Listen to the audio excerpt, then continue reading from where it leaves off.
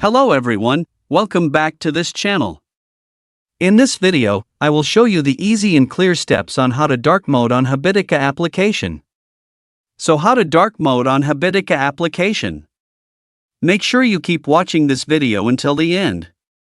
Let's get started right away. Firstly, open the Habitica app on your Android device. This is the initial screen of the Habitica app.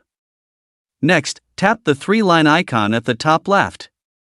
And appears like this. Tap the settings icon. Tap theme mode. And tap always dark mode.